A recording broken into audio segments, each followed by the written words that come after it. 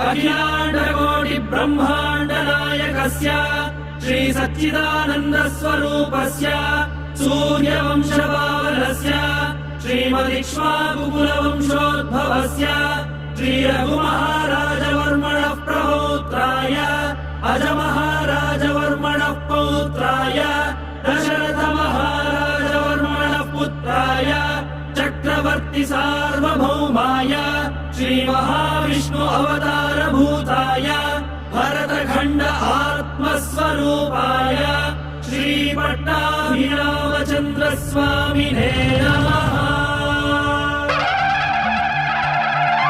विराजमान है मेरे लल्ला,